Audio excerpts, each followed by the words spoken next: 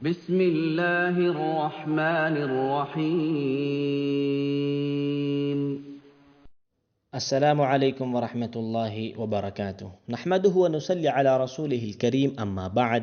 قرآن کے اوپر اعتراضات اور ان کے جوابات کے سلسلے میں یہ دوسرا حصہ ہے۔ اس حصے میں ہم بات کریں گے تدوین قرآن کے اوپر کہ قرآن کب لکھا گیا۔ ایک بڑا اعتراض یہ کیا جاتا ہے کہ قرآن محمد عربی صلی اللہ علیہ وسلم کے زمانے میں موجود نہ تھا، یہ بعد میں اس کو جمع کیا، بعد میں اکٹھا کیا گیا، بعد میں لکھا گیا۔ یہ اعتراض کیا جاتا ہے۔ کیا واقعی میں ایسا ہے؟ ایسا نہیں ہے۔ مکمل قرآن محمد عربی صلی اللہ علیہ وسلم کے زمانے میں موجود تھا۔ مکمل قرآن محمد عربی صلی اللہ علیہ وسلم کے زمانے میں لکھا جا چکا تھا۔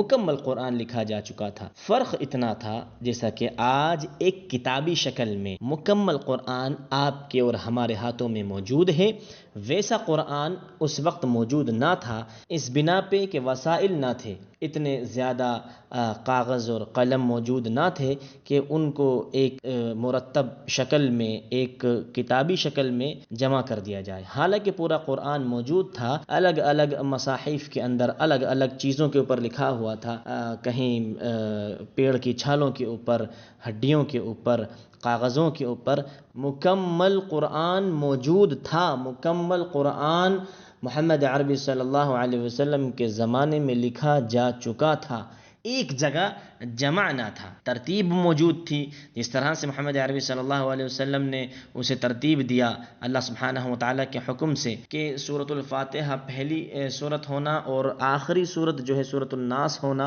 اور دوسری سورۃ البقرہ ہونا، اس طرح سے ترتیب موجود تھی۔ یہ سب اللہ سبحانہ وتعالیٰ کی طرف سے ہے، سب موجود تھا، بس فرق اتنا ہے کہ ایک کتابی شکل کے اندر موجود نہ تھی۔ اللہ سبحانہ وتعالیٰ ہمیں قرآن میں بتاتا ہے ذَلِكَ الْكِتَابُ لَا رَيْبَ فِيهِ کہ یہ وہ کتاب ہے جس کے اندر کوئی شک نہیں۔ تو اللہ سبحانہ وتعالیٰ خود اس کو کتاب قرار دے رہا ہے، اور مکمل قرآن محمد عربی صلی اللہ علیہ وسلم کے زمانے میں نازل ہو جانا یہ ضروری ہے، اس اعتبار سے کہ محمد عربی صلی اللہ علیہ وسلم کے بعد کسی کے اوپر وحی کا نزول نہیں ہو سکتا۔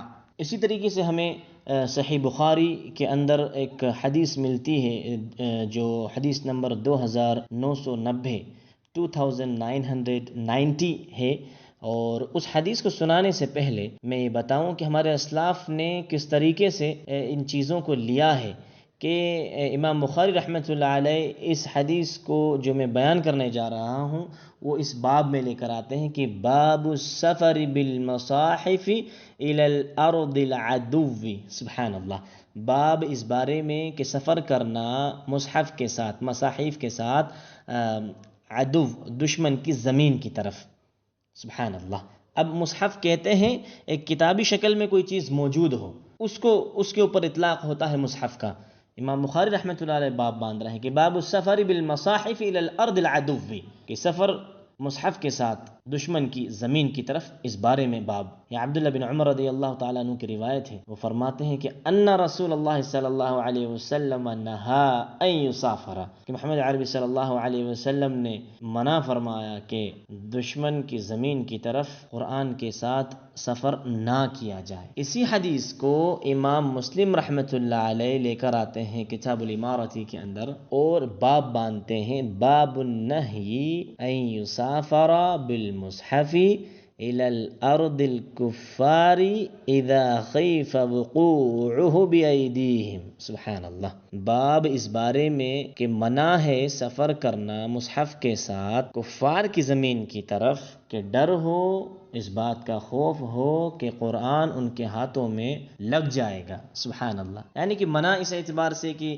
اس کی بے حرمتی کی جائے، اس کو جو ہے بے ادبی کی جائے۔ تو یہ جو معاملہ ہے قرآن کا موجود ہے محمد عربی صلی اللہ علیہ وسلم کے زمانے میں، اس کو لکھا جانا، اس کو مکمل طریقے سے، مکمل شروع سے لے کر آخر تک محمد عربی صلی اللہ علیہ وسلم کے زمانے میں ہونا یقینی اعتبار سے ہے کہ محمد عربی صلی اللہ علیہ وسلم کے ہی زمانے میں، آپ کے زمانے میں یہ موجود تھا۔ آپ نے اس کو لکھوانے کا حکم دیا۔ اسی طریقے سے ایک حدیث ہمیں ملتی ہے صحیح بخاری کے اندر اور سنن ابی داؤد کے اندر بھی حدیث موجود ہے کہ سورۃ النساء آیت نمبر 95، لا يستوي القاعدون من المؤمنین والمجاہدون فی سبیل اللہ، یہ نازل ہوئی کہ برابر نہیں ہیں مومنین میں سے بیٹھے رہنے والے اور اللہ کی راہ میں جہاد کرنے والے مجاہدین، یہ برابر نہیں ہیں۔ یعنی کہ مجاہدین کا ایک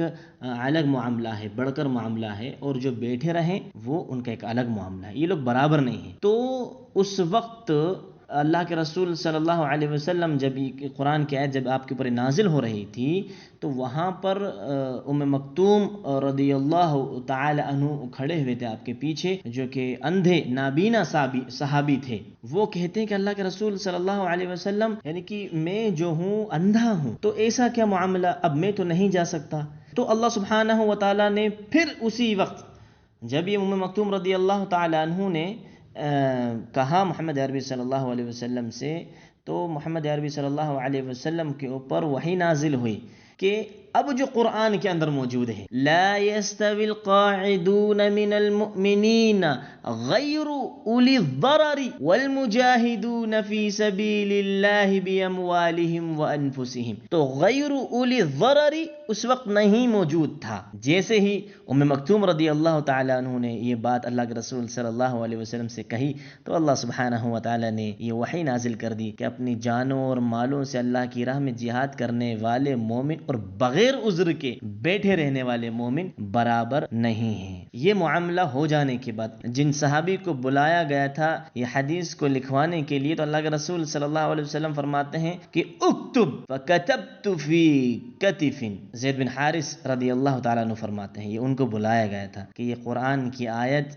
جب نازل ہوئی تو اللہ کے رسول صلی اللہ علیہ وسلم نے کہا اکتب، لکھو، فکتبت فی کتف، تو میں نے اسے لکھا ایک ہڈی کے اوپر، شانہ کندھے کی ہڈی ہوتی ہے اس کے اوپر لکھا، اونٹ کی کندھے کی ہڈی کے اوپر، سبحان اللہ۔ اور بخاری کی روایت کے اندر لوح و قلم جو تختی ہوتی ہے اس کے اوپر میں نے اس کو لکھا کے الفاظ ہیں۔ سنن ابی داؤد کی حدیث نمبر 2507 ہے اور صحیح بخاری کی 4594 ہے، سبحان اللہ۔ اب ایک مصحف کے اندر جمع کب ہوا؟ محمد عربی صلی اللہ علیہ وسلم کے زمانے میں قرآن موجود تھا، آپ کے زمانے میں قرآن کو لکھا گیا، مکمل لکھا گیا، مکمل ترتیب جو آج آپ کے پاس ہمارے پاس موجود ہے اس وقت وہ ترتیب موجود تھی۔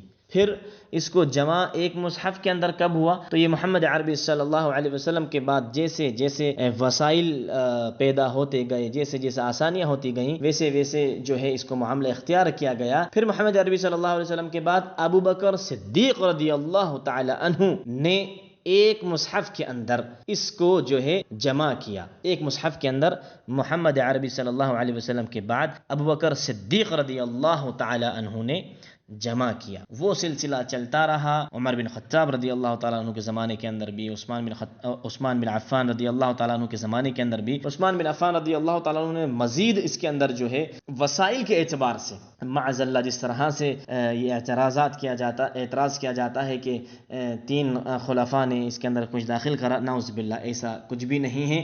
اگر کوئی شخص ایسا کہتا ہے تو وہ سیدھا ڈائریکٹ مباشرتاً اللہ سبحانہ و تعالیٰ کے اوپر جھوٹ باندھتا ہے، اور وہ ایسا شخص ظالم ہے، اور وہ یہ کہنا چاہتا ہے کہ اللہ سبحانہ و تعالیٰ قرآن کی حفاظت نہیں کر سکا، معاذ اللہ، استغفر اللہ، لا حول ولا قوت الا باللہ۔ پھر عثمان بن عفان رضی اللہ تعالیٰ عنہ نے قرآن کو مزید جو ہے وسائل کے اعتبار سے ترتیب دیا، اور اس کو احسن طریقے سے جو ہے ایک مصحف کی شکل میں لوگوں میں رائج کیا، اور اس کے جو ہے کتابیں اور زیادہ، یعنی کہ مصاحف کی شکل میں اور زیادہ اس کے جو ہے یوں کہہ دیجیے کہ پرنٹ آؤٹس جو نکالے اور جگہ جگہ اس کو پھیلایا۔ تو اسی اعتبار سے اللہ سبحانہ و تعالیٰ اس کی حفاظت کرتا رہا اور آج تک وہ آپ کے پاس، ہمارے پاس موجود ہے، اور قیامت تک اس کی حفاظت اللہ سبحانہ و تعالیٰ کے ذمے ہے، کوئی اس کو بگاڑ نہ سکے گا، کوئی اس میں سے رد و بدل نہیں کر سکتا۔ آخر کے اندر اس تدوین قرآن کے حوالے سے علی رضی اللہ تعالیٰ عنہ کا قول میں آپ لوگوں کے سامنے پیش کرنا چاہوں گا کہ عثمان بن عفان رضی اللہ تعالیٰ عنہ نے جو عمل کیا، یعنی کہ جو مصحف ابو بکر رضی اللہ تعالیٰ عنہ کے زمانے سے اور